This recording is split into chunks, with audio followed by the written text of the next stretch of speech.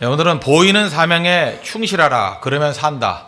보이는 사명에 충실하라 그러면 산다라는 제목으로 하나님 말씀 증거하도록 하겠습니다. 우리 성탄절입니다. 성탄절 어떻게 보내는 것이 최고로 잘 보내는 거라고 생각하십니까?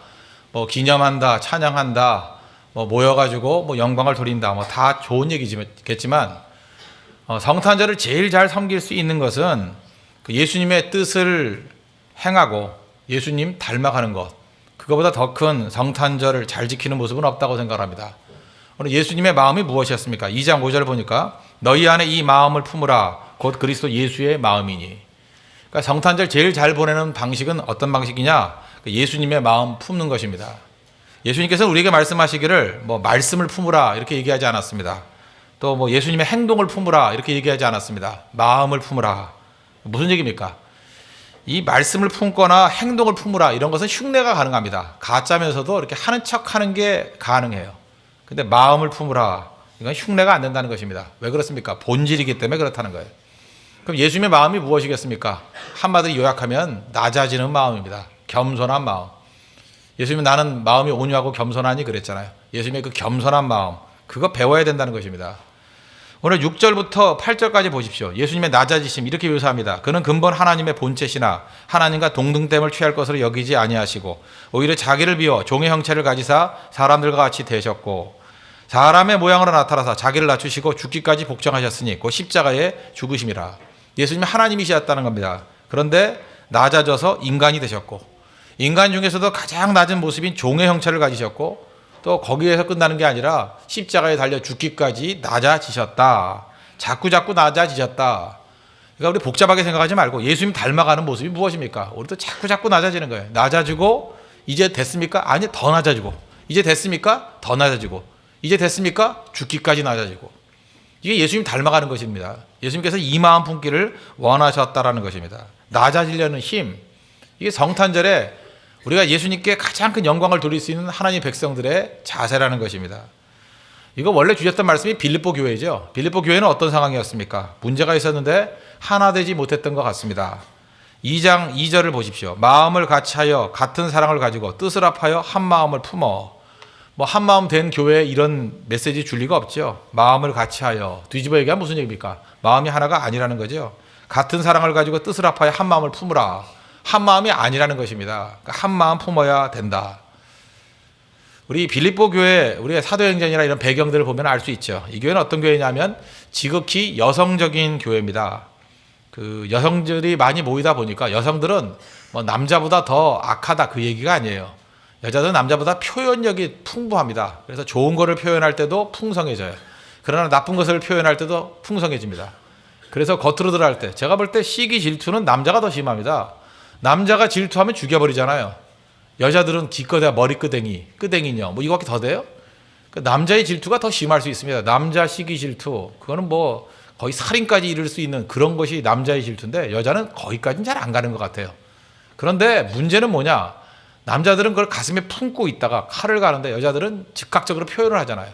그래서 겉으로 볼 때 여자들이 시기 질투심이 더 심한 것 같이 보일 때가 있다는 것입니다. 그러니까 다툼이 일어납니다. 자잘한 다툼이 많았어요. 빌립보 교회는 처음 볼 때 루디아라는 그 자주장사, 그 텍스타일 하는 여자가 처음 그리스도를 영접했죠. 그 다음에 점하는 귀신하는 여인, 고치고. 그러니까 멤버들이 여자들이 참 많았습니다. 거기다가 빌립보서 4장 2절을 보니까 내가 유오디아를 권하고 순두개를 권하노니 주 안에서 같은 마음을 품으라. 원래 이 빌립보 교회 창립 멤버가 누구였어요? 루디아죠. 루디아인데 루디아 이름은 안 나고 유오디아 이렇게 나오는데 유오디아를 그 루디아의 다른 방언 그러니까 다른 방언 표기다 이렇게 말하는 사람이 많습니다. 이게 아람어도 쓰고 히브리어도 쓰고 라틴어도 쓰고 그 당시에 헬라어도 쓰고 복잡하지 않았습니다. 동네마다 약간 발음을 달리한 거다. 그래서 루디아가 유오디아다 이렇게 해석을 많이 합니다. 그러면 유오디아는 누굽니까? 창립 멤버예요. 순두개 누군지 모릅니다. 순두부하고 발음이 비슷하지만 누군지 몰라요.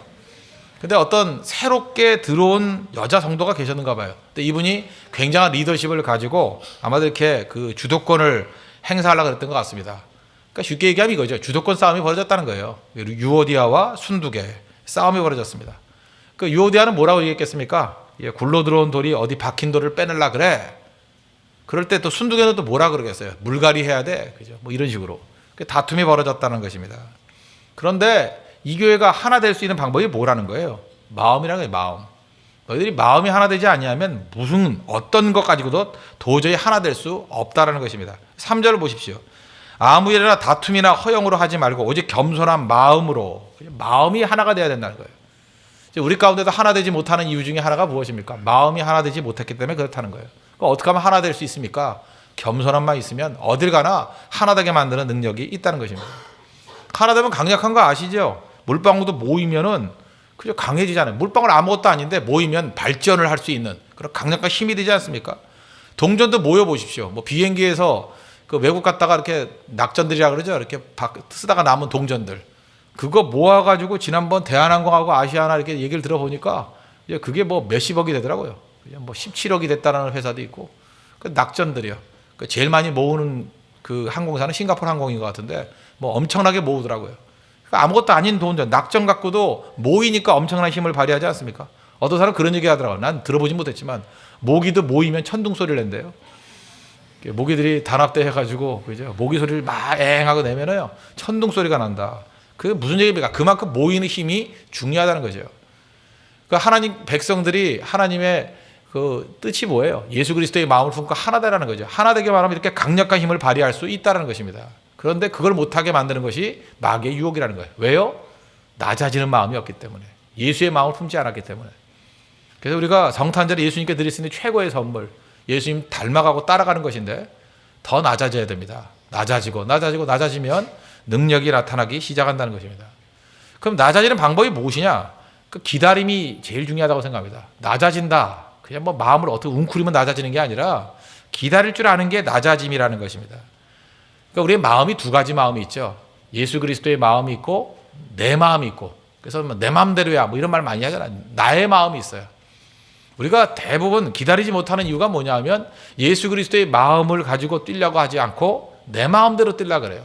내 마음은 언제나 급하거든요. 내 마음은 욕심이거든요. 빠르게 하려고 그럴 때가 많이 있다는 것입니다. 그런데 하나님의 마음이 있고 하나님의 시간이 있어요. 그러니까 예수 그리스도의 마음을 따라간다는 건 무슨 얘기입니까? 예수님의 시간과 예수님의 타임 스케줄에 우리를 맞춘다는 것입니다. 우리가 하나님께서 내가 원하는데 빨리 안 주는 것 같이 보일 때가 있죠. 그게 이유는 두 가지입니다. 하나는 타이밍이 아니다. 또 하나는 그릇이 준비가 안 되었다. 그래서 안 주시는 거예요.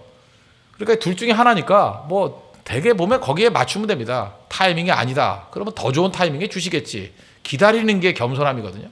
또 하나는 하나님께서 안 주시는 이유가 뭐예요? 그릇이 안 됐구나. 그러니까 안 주시는 거죠. 아니 지금 유치원 꼬마이한테 뭐 10만 원짜리 주겠습니까? 안 주지요. 안 주죠. 뭐 고등학생한테 내가 너한테 1억을 맡기겠다. 그런 부모가 어디 있어요? 아무리 돈이 썩어지게 남는 부모를 할지라도 애 망치는 거죠. 그러니까 그릇 준비되면 자기 유산 다 물려줄 수 있는 거죠. 그러니까 그릇이 준비 안 됐다. 타이밍이 아니다. 그게 제일 중요하다는 것입니다. 그래서 겸손함이란 건 뭐냐 하면 그냥 하나님의 시간을 바라보면서 내게 보여주시는 사명에 충성을 다하는 거예요.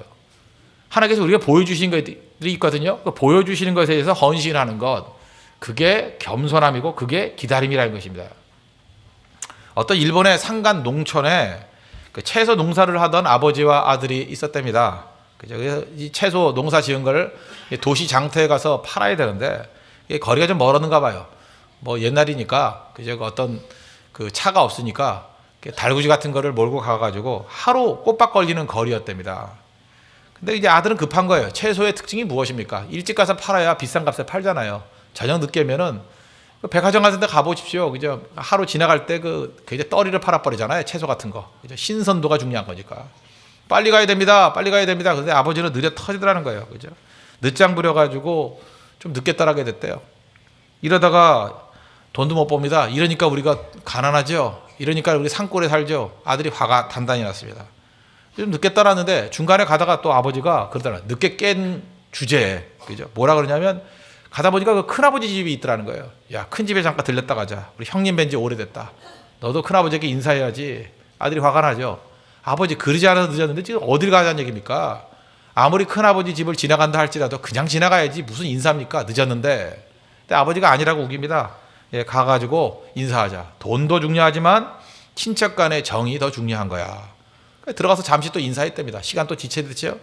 그 다음에 또 지나가는데 이 아버지는 굉장한 로맨티스트인가 봐요. 경치 좋은 데 있으면 경치 보고 가자. 그리고 겨울에 물이 흐러가면 야 좋다 그러고 뭐 손을 담가가지고 씻기도 하고 발도 담그기도 하고. 아들은 미치려고 그러는 거죠. 너무 여유로운 발걸음이에요. 이러니까 우리 못 사는 거예요, 아버지. 아버지가 살다가는 우리 거지 돼요. 그러다는 거예요. 그러다가 굉장히 늦었답니다. 오후 늦게.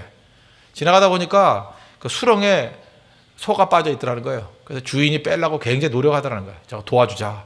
아버지 그리 하나 늦었는데 지금 뭘 하려는 겁니까? 그래서 아들하고 아버지하고 아버지가 그 강요하니까 그저 그 수렁에 빠진 소 건져주는데 힘을 썼다는 거예요. 아버지가 이렇게 얘기했답니다. 우리도 도움받을 때가 분명히 올 것이다. 그런데 도움이 필요할 때 도와주지 않으면 내가 도움이 필요할 때 도움받을 자격이 없는 거 아니냐. 도움이 필요할 때 꼭 도와줘야 된다. 그 시간 또 많이 보냈다는 거예요. 아들이 분노가 폭발했습니다. 내가 다시는 아버지하고 장터에 나오나 봅시다. 안 갑니다. 이제 밤 다 됐습니다. 이제 고개 넘어야 이제 장터까지 갈 수 있습니다. 그리고 이제 투덜투덜 되면서 그 언덕 위에 올라갔다라는 거예요. 근데 언덕 위에 올라갈 때 갑자기 천누가 번개가 꽝꽝 치더라는 거예요. 아들이 이제 화가 났습니다. 아버지 비까지 오네요. 천둥까지 치네요. 이제 다 팔았습니다. 그렇지만 가보긴 가보자. 그래서 그 언덕 꼭대기에 올라갔더니 깜짝 놀랐다는 거예요. 망연자실했다는 거예요. 그 도시가 어딘지 아십니까? 히로시마예요. 천둥이 친 게 아니라 원자폭탄이 떨어진 거예요. 잿더미가 돼버렸답니다. 만약에 이게 아들 말대로 갔다 그러면 그 아버지와 아들은 뭐가 됐죠? 잿더미가 됐겠죠. 죽었겠죠. 그래서 유명한 얘기예요. 하나님께서 우리의 삶을 인도하실 때 어떤 때는 눈앞에 사명을 보여줄 때가 있습니다. 빨리 가는 것보다 더 중요한 게 뭐냐 하면 그냥 하나님께서 이유가 있기 때문에 보여주시는 거거든요. 도와야 될 때 도와야 되고 머물러야 될 때 머무를 줄 아는 거. 그게 필요하다는 것입니다. 이 시대의 제일 큰 문제가 뭔지 아십니까? 스피드 시대라 그러죠. 빠른 게 다 좋은 줄 압니다. 빠른 게 중요합니다. 그런데 하나님께서 그렇게 빠른 게 중요한 시대에 우리로 하여금 자꾸만 눈에 밟히게 지나가는 사람들이 보여요. 도와야 될 게 보여요. 더 빨리 하고 싶은데 내가 해야 될 눈앞에 보이는 그 연약한 사람들이 보이고 내 사명이 보인다고요. 속도 아닙니다. 그거 도와야 돼요. 그거 섬겨야 돼. 그 자리에 머물러야 된다는 거예요. 나중에 지나갈 거 보십시오. 그게 하나님의 타이밍이에요. 하나님이 제일 좋은 것을 우리에게 부어주실 일이라는 것입니다. 여러분 삶 가운데 지금도 예수님의 마음 품지 못해가지고 서두르는 분들 계십니까? 겸손함이 뭔데요? 내 스케줄이 아니에요. 예수 그리스도의 스케줄에 맞추겠습니다. 예수님 보여주는 거에 대해서 충성 다하겠습니다. 그게 선한 사마리 사람의 비유에 나오는 얘기 아니에요? 제사장과 레위인이 뭐 그냥 갔겠습니까? 바쁜 일 있으니까 갔겠지. 나름대로. 제사장이니까 뭐 담임 목사님 아니에요? 바쁘잖아요. 레위인도 뭐 적어도 부목사님은 될 거 아니에요. 그죠? 뭐 신방도 있고 뭐 바쁠 거 아니에요. 너무 급한 일 있고 예배 인도해야 될 거 아니에요. 눈앞에 보이는 사명 저버리고 그냥 가버렸습니다. 근데 사마리아 사람은 돕잖아요. 그러고 난 다음에 하나님의 은혜 가운데 그 잘 쓰임 받는 모습이 있지 않습니까? 우리도 그 모습이 바로 있어야 된다는 것입니다. 서두르지 마십시오. 겸손함이란 건 뭐냐? 하나님의 때를 바라보고 기다릴 줄 아는 거. 그게 필요하다는 것입니다. 때가 되면 우리를 높여 주십니다. 그게 예수님 성품 닮아가는 모습이라는 거예요. 또 하나 이 타이밍하고 어떤 그릇도 마찬가지죠. 그릇의 준비. 뭐 요셉의 예를 한번 들어보면 명확할 것 같네요. 요셉 한번 보십시오. 요셉이 진실하게 살았습니다. 하나님께 섬기고 살았습니다. 그런데 형들이 구덩이에 빠뜨려가지고 죽이려고 그러네요. 그 다음에 애굽의 노예로 팔아버리지 않습니까? 이게 무슨 재앙이에요? 여러분들 예수님 잘 섬기고 믿음 생활 잘하는데 이런 재앙이 왔다 그러면 원망하지 않겠습니까? 왜 이런 일이 벌어져요? 그럴 수 있다라는 거예요. 그러다가 이제 애굽의 보디발의 집에 노예로 팔려갔습니다. 열심히 일했습니다. 그죠? 이렇게 훌륭한 노예가 어디 있어요? 그죠? 최고로 우수한 노예였습니다. 성실한 노예였습니다. 근데 그 보디발의 아내가 와가지고 유혹을 하네요. 그 노예가 무슨 윤리가 있습니까? 노예에게 무슨 도덕이 있습니까? 그런 데가 어찌 하나님 앞에 득죄하리요 하면서 믿음 지키잖아요. 내가 하나님 앞에 어떻게 득죄하리요? 코람데오의 인생을 살잖아요. In the face of God. 그죠? 아브라함 같은 그런 인생을 살잖아요. 하나님 앞에서 인생을 살잖아요. 그랬더니 그 뭐가 풀려야 될 거 아니에요. 감옥에 들어가네요. 감옥에 들어가서도 성실하게 섬겼죠. 술 맡은 관원과 떡 맡은 관원, 꿈꿀 때 해몽도 해주고 도라도 보고. 그리고 이 술 맡은 관원 내가 나가면 너 꺼내주겠다 그러잖아요. 근데 그 말 지킵니까 안 지킵니까? 새까맣게 잊어버려요. 그때 나이가 28이었어요. 그죠? 17살 정도에 팔려갔거든요. 그러니까 28이니까 11년 동안 죽을 고생 다 한 거 아니에요. 세상에 믿을 놈 하나도 없다 그런 생각 아닙니까? 그죠? 분명히 내 도움을 받고 나갔으니까 날 도와줘야 되는데 싹 잊어버렸잖아요. 언제까지 잊었어요? 2년 동안. 나이가 30살이 되었습니다. 30살이 되었을 때 바로 왕이 꿈꾸고 그 꿈을 해석하는 것이 힘들어지니까 비로소 이 술 맡은 가론이 생각이 났죠. 해몽 잘하던 요셉이 있었다. 그래서 바로 왕 만나가지고 문제가 풀리지 않습니까? 그 하나님께서 왜 이렇게 맞췄을까? 그 어떤 제가 자료를 보니까 이런 얘기가 있더라고요. 만약에 요셉이 28살에 술 맡은 가론이 나가가지고 야 네가 도와줬으니까 내가 풀어줄게 하고 석방이 됐다 그러면 요셉은 너무 어려웠기 때문에 집으로 돌아갔을 가능성이 크대요. 그렇죠. 집으로. 왜냐? 당시의 애굽의 제도에 의하면 나이가 30살이 되기 이전에는 고위직에 오를 수가 없답니다. 공직에 오를 수가 없대요. 그 구약성에 나오죠. 제사장이 되는 나이가 30살이죠. 30살 이전에는 공직에 세우질 않는데요. 그럼 일찍 나왔으면 집에 가버렸을 거 아니에요. 그런데 2년을 하나님께서 더 끄시는 바람에 타이밍도 기가 막히게 맞은 거죠. 30살이 되니까 비로소 공직에 나갈 나이가 되었고 또 그 와중에 그 과정 속에 하나님 앞에 준비될 수 있는 좋은 그릇으로 준비시켜주지 않습니까? 요셉 하나만 놓고 보십시오. 겸손하게 하나님의 때를 기다릴 때 그죠? 그릇도 준비되고 하나님의 타이밍도 정확히 맞고 모든 것이 합력하여 선을 이루잖아요. 그럼 요셉만 이렇게 이끌어 가시겠어요? 우리는 안 그렇겠습니까? 우리에게도 가장 최선의 길로 우리를 이끌어 주신다는 것입니다. 그래서 서두르는 건 교만이에요. 예수님 마음 품는다는 게 뭔지 아십니까? 예수님의 흐름에 날 맞추겠습니다. 예수님이 나에게 가장 좋은 것을 주실 것입니다. 나는 서두르지 않습니다. 기다리겠습니다. 주님의 때를 기다리겠습니다. 주님이 준비시킬 때까지 기다리겠습니다. 그게 겸손이라는 거예요. 그 마음 품어야 된다는 것입니다. 인간적인 꾀로 살지 마십시오. 예수님 마음 가지고 사십시오. 그게 성탄절에 예수님께 돌릴 수 있는 최고의 영광이 될 수 있다는 것입니다. 그리고 또 한 가지 낮아진다는 건 뭐 한 가지만 더 잠깐 설명한다 그러면 예수님 의지하는 겁니다. 내 힘을 의지하는 게 아니라 예수님 자꾸만 의지하는 거. 그게 겸손함이죠. 겸손한 사람은 오직 예수님만 의지합니다. 특별히 9절 보십시오. 이러므로 하나님이 그를 지극히 높여 모든 이름 위에 뛰어난 이름을 주사. 여기서 나온 복음성가 있죠. 모든 이름 위에 뛰어난 이름. 모든 이름 위에 뛰어난 이름. 예수는 주. 뭐 그런 찬양이 있죠. 예수는 주. 여기서 나온 거예요. 그죠? 모두 무릎 꿇고 경배드리세. 예수는 만유의 주님. 예수는 주. 예수는 주. 여기 나온 거라고요. 예수님의 이름에 능력이 있다고. 그래서 내 힘으로 사는 게 아니라 예수님의 이름의 능력을 의지해서 예수님의 이름으로 살아가겠습니다. 이게 겸손이에요. 이게 낮아짐이라고요. 좀 이게 어습지 않은 사람들은 뭐라 그러냐면 자기 이름으로 자꾸만 뛰려고 그래요. 자기 이름으로. 목사도 그렇죠. 무슨 목사 이름으로 뜁니까? 목사 이름이 어디 있어요? 목사는 이름이 사라져야 되고 예수 그리스도 이름으로 뛰는 거죠. 그죠? 그리스도 이름으로 사는 거죠. 장로 이름이 어디 있어요? 장로가 어디 있냐고. 예수 그리스도 이름으로 사는 거죠. 교회도 마찬가지입니다. 교회도 구제할 때 웬만하면요. 교회 이름으로 하는 게 좋아요. 뭐 내가 누굴 도왔다 그러면 그 반드시 상처 입습니다. 도와주는 사람은 교만해질 가능성이 크고 도움 받은 사람도 거기에 대한 부담감이 있어요. 누가 날 도와줬다. 그거 옳지 않아요. 우리가 예수님께 드리고 예수님의 이름으로 구제도 해야 돼요. 그래야 부작용이 없다고요. 우리의 브랜드는 딱 하나예요. 예수 그리스도 하나라고요. 딴 브랜드가 있을 수 없다는 것입니다. 그럴 때 그게 겸손함이에요. 그래서 오늘 구제사역단 하시죠? 가서 예수 그리스도 이름으로 도우십시오. 누가 도왔냐? 예수님이 도왔다고. 우리 이름 다 사라져야 돼요. 예수님의 이름 의지할 때 그때 능력이 나타나기 시작한다는 것입니다. 그래서 겸손한 사람은 예수 그리스도의 이름을 사용해서 악한 마귀를 굴복해 하고 승리하는 모습이 있다는 것입니다. 여러분 그래서 예수님의 이름이 얼마나 능력이 있는지 이렇게 생각해 보십시오. 어두운 밤길을 걸어요. 무섭죠? 예수님 하면 내 앞이 환해져요. 여러 번 경험했어요. 저는 옛날에 괜히 그 객기라 그러죠. 용기를 뭐 기른다 그래가지고 수련회 같은 데 갈 때 우리 친구 둘하고 이렇게 올라가서 걔도 이제 목사님 딸이 아들이었는데 둘이서 그 무덤에 가서 자고 그랬어요. 그 수련회 때 나가가지고. 나 왜 그런지 모르겠어요. 그죠? 진짜 무서웠거든요. 얼마나 무서운지. 그 무덤 여러 개 있는 데 있잖아요. 그래서 백봉산 기도원. 지금 뭐 이름이 뭔지 모르겠어요. 거기 가면 그 교회 기도원인데 그 위쪽은 다 무덤이에요. 다 무덤. 거기서 우리는 기도한다 그래가지고 전도사님 허락받고 올라가서 거기서 잤거든요.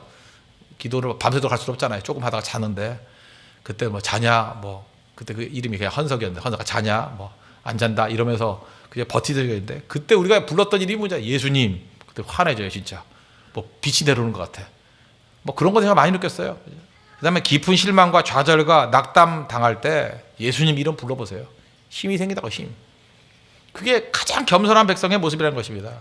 또 지혜가 없습니까? 예수님 그러고 한번 해보라고요. 생각이 나요. 제가 옛날 시험 볼 때도 많이 했었어요. 뭐 생각이 안 나. 분명히 공부를 했는데 그래서 그냥 큰 소리로 예수님 그랬어요. 그냥. 근데 갑자기 생각이 나더라고. 그냥 머리가 덜컹하더니 뭐 떨어지는 것 같이 그죠. 그래서 썼어요. 그래서 맞았다고요. 웃을 일이 아니에요. 진짜 그렇다 이거 진짜. 예수님하고 갈 길 몰라 방황할 때 막 방황하죠. 근데 예수님 그러면 답이 나온다고요. 혹시 그 두 남자 사이에서 헤매는 자매 있습니까? 누구하고 결혼할까? 고민하지 마세요. 그냥 예수님 그러라고. 예수님 그러면 그때 갑자기 어떤 놈이 딱 떠올라요. 이거 운요 하고죠. 잠깐 생각하면 안 돼. 생각하면 예수님 부르면 예수님이 길을 보여주신다니까요. 살고 싶은 마음이 없을 때가 있죠. 그렇잖아요. 사람이 나 죽고 싶어. 얼마나 힘들면 그런 생각이 들겠어요. 그죠? 그리스도이니까 죽으면 안 되겠지만 그런 마음은 품을 수 있잖아요. 야 진짜 죽고 싶다. 그럴 때 큰 소리 외치세요. 예수님 하고 외치면 그런 생각 다 사라져요. 살 소망이 생기고 내가 이 땅에 남아 있어야 될 이유가 무엇인지를 깨닫게 된다는 것입니다. 그게 겸손함이에요. 그래서 가장 겸손한 사람이 누군지 아십니까? 예수님 이름 부르는 거예요. 내 이름 갖고 안 된다는 거죠. 예수님의 이름을 살기를 원합니다. 모든 이름 위에 뛰어난 이름. 예수는 주. 그 찬양 부를 때 우리 삶의 모든 것이 변화가 될 수 있다는 것입니다. 우리 주변에 병들고 힘들어하는 우리 가족들 있죠? 친척들 있죠? 우리 어찌할 거예요? 우리 힘으로 안 되잖아요. 가서 할 일이 뭐예요? 손 붙잡고 예수님 부르는 거예요. 예수님 도와주세요. 예수님 건져주세요. 그게 성탄절에 예수님께 드릴 수 있는 최고의 영광이 될 수 있다는 것입니다. 우리 예수님밖에 없어요. 주밖에 없어요. 예수님밖에 없어요. 이렇게 철저히 예수님의 이름만을 자랑하고 예수님만을 의지할 수 있는 우리 홍대 세계 성도 되기를 바랍니다. 그게 성탄절에 우리에게 주신 주님의 메시지라는 것입니다. 겸손한 걸 가지고 낮아짐을 통해서 예수 그리스도의 이름의 능력이 우리 삶 가운데 그대로 증거되는 우리 믿음의 종 되기를 바랍니다.